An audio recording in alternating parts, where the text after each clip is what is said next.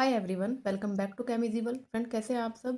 I hope आप सब अच्छे होंगे और आपकी स्टडी भी अच्छी तरीके से चल रही होगी। फ्रेंड्स, आज हम इफेक्टिव न्यूक्लियर चार्ज सीखने वाले हैं, जिसे हम ZEFF से लिखते हैं। ठीक है, इफेक्टिव न्यूक्लियर चार्ज। देखिए, इफेक्टिव न्यूक्लियर चार्ज का मतलब क्या होता है? ये होता है कि actual nuclear charge experienced bye electron, मतलब इलेक्ट्रॉन को एक्चुअल में कितना चार्ज एक्सपीरियंस कर रहा है, ये होता है इफेक्टिव न्यूक्लियर चार्ज। देखिए, हम हाइड्रोजन एटम की बात करते हैं। लेट्स से, देखिए ये हमारी क्या है, एक हाइड्रोजन एटम है, ये न्यूक्लियस है। इसके एक प्रोटॉन होता है और एक ही क्या होता है, इलेक्ट्रॉन। अब देखिए, एक न्यूक्लियस का जो ये प्रोटॉन है, ये इलेक्ट्रॉन पर पूरा 100% क्या कर रहा है, अट्रैक्शन फोर्स लगा रहा है।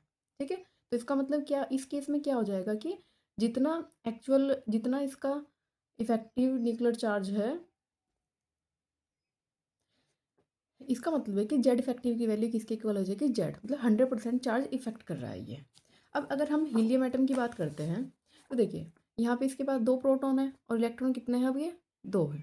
अब देखिए, ये जो न्यूक्लियस है, हम यहाँ प्रोटॉन की बात नहीं कर रहे, ये जो न्यूक्लियस है, ये क्या कर रहा है, इस पे भी क्या कर रहा है, अट्रैक्शन फोर्स लगा रहा है, और इस पे भी। अभी क्या हो गया, पहले तो जब एक था तो 100% इसी पे दे रहा था, लेकिन अब यहाँ पे क्या हो गया, 2, मतलब एक तरह से समझे तो 50% डिवाइड हो गया।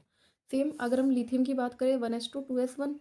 अब देखिए, ये न्यूक्लियस है, 1 2, और ये दूसरी सब सेल, ये दूसरी शेल हुई।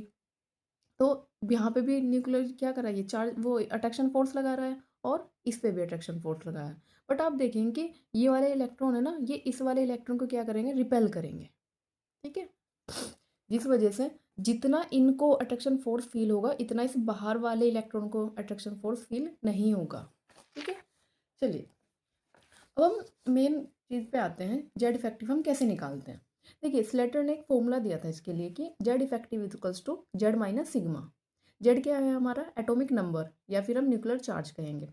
एंड सिग्मा क्या है, सिग्मा को हम कई नाम से जानते हैं। देखिए, स्क्रीनिंग कांस्टेंट, शिल्डिंग कांस्टेंट, या फिर स्लेटर कांस्टेंट, आपको ध्यान रखना होगा, बहुत इंपॉर्टेंट फॉर्मूला है ये। स्लेटर ने ही दिया था ये फॉर्मूला। अब देखिए, ध्यान से समझना। स्लेटर कांस्टेंट, सबसे पहले हमारा काम क्या होगा, स्लेटर कांस्टेंट को निकालना, सिग्मा को निकालना। सिग्मा की वैल्यू हम कैसे फाइंड करेंगे? देखिए, स्लेटर कांस्टेंट को निकालने के लिए हमारा सबसे पहला काम होगा कि हम इलेक्ट्रॉनिक कॉन्फ़िगरेशन को लिखेंगे। वो भी कैसे, इंक्रीजिंग ऑर्डर में लिखेंगे। हाफ बाउल रूल के लिए के अकॉर्डिंग नहीं, जैसे कि अगर हाफ बाउल रूल के अकॉर्डिंग क्या होता है कि 4s में इलेक्ट्रॉन पहले जाता है, बाद में 3d में। नहीं, हम क्या करेंगे, एन के इंक्रीजिंग ऑर्डर में लिखेंगे, मतलब 3d पहले लिखेंगे एंड 4s बाद में लिखेंगे। ठीक है, ऐसे सिक्वेंसली लिखना है। अब देखिए, केस फर्स्ट है। केस फर्स्ट क्या है इसके लिए, कि जब आपका जो लास्ट इलेक्ट्रॉन है ना, या तो वो एस में हो या फिर पी में प्रेजेंट हो। क्या कर रहे हैं कि जो लास्ट इलेक्ट्रॉन है वो या तो एस में प्रेजेंट हो या फिर पी सेल में प्रेजेंट हो। तो इसके लिए सिग्मा की वैल्यू क्या होगी, ध्यान से समझना कि number of electron in nth shell -1। nth shell में जो इलेक्ट्रॉन है, और उसमें से एक माइनस करेंगे, मल्टीप्लाई में 0.35 प्लस, फिर होगा number of electron present in n-1 shell. ठीक है, प्रेजेंट इन n-1 शेल, और ये भी शेल की बात कर रहे हैं, ऑर्बिटल की बात नहीं हो रही है, शेल की बात हो रही है। Multiply 0.85 plus rest of electron multiply 1। ठीक है, ये है फॉर्मूला, ध्यान से समझना।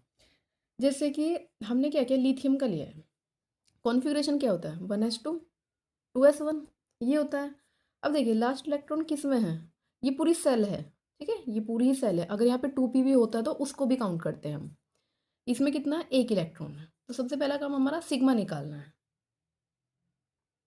देखिए, फॉर्मूला क्या कहता है कि number of electron in nth shell -1। अब इस एनएच सेल में कितने इलेक्ट्रॉन है, एक है, इसमें से एक माइनस किया, कितना हुआ, 0.35 मल्टीप्लाई प्लस n-1, मतलब इससे पहले कौन सी है, ये वाली सेल, इसमें कितने इलेक्ट्रॉन है, 2।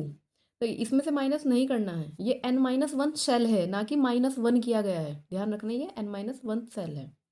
2 मल्टीप्लाई 0.85, फिर रेस्ट ऑफ इलेक्ट्रॉन, इसमें कोई रेस्ट इलेक्ट्रॉन है ही नहीं, तो बस इतना ही रखेंगे। 1 में से 1 गया, ये 0 हो गया, फिर 2 की मल्टीप्लाई 0.85 से होगी, तो हमारा आएगा 1.70। ये आई सिग्मा की वैल्यू। अब हमें क्या कैलकुलेट करना है, जेड इफेक्टिव। तो जेड जेड माइनस सिग्मा, और जेड की वैल्यू क्या है लिथियम के केस में, 3 है ना एटॉमिक नंबर, -1.70। 0। जब इसको कैलकुलेट करेंगे तो ये आएगा 1.3। ठीक है। सेम चीज़ आप बेरिलियम के लिए निकालेंगे 1s2 2s2। बस यहाँ पे एन की वैल्यू कितनी हो जाएगी, ये एन में कितने इलेक्ट्रॉन प्रेजेंट है 2, तो 2 - 1, 1 इंटू ये प्लस ये सॉल्व करने के बाद जो भी आएगा वो होगा हमारा आंसर। 4 में से माइनस करना है, जेड की वैल्यू बेरिलियम के लिए कितनी हो जाएगी 4 हो जाएगी। देखिए बेरिलियम के लिए जेड इफेक्टिव की वैल्यू आएगी 1.95। अब खुद से कैलकुलेट करना। एक हम निकालते हैं बोरान के लिए। बोरान के लिए 1s2 2s2 2p1। अब आप देखिएगा सेल की बात की तो ये पूरी सेल है, ठीक है, ये है सेल। तो इसमें कितने इलेक्ट्रॉन, 2 और 1 3, 3 इलेक्ट्रॉन है, हमें तीनों को काउंट करना है। तो 3 - 1 इंटू 0.35 प्लस n-1 सेल में 2 इंटू 0.85, इलेक्ट्रॉन बाकी के है ही नहीं। अब जब इसको सॉल्व करेंगे पूरा तब हमारी सिग्मा की वैल्यू तो कितनी आएगी, ये आएगी 2.40 एंड जेड इफेक्टिव कितना आएगा, ये आएगा 2.60। कैसे, हमने 5 में से इसको माइनस कर दिया है। अब आप एक चीज़ नोटिस कीजिएगा कि हमने क्या लिथियम के लिए निकाला, बेरिलियम के लिए निकाला एंड बोरान के लिए वैल्यू कितनी आई है 1.3, 1.95 एंड 2.60।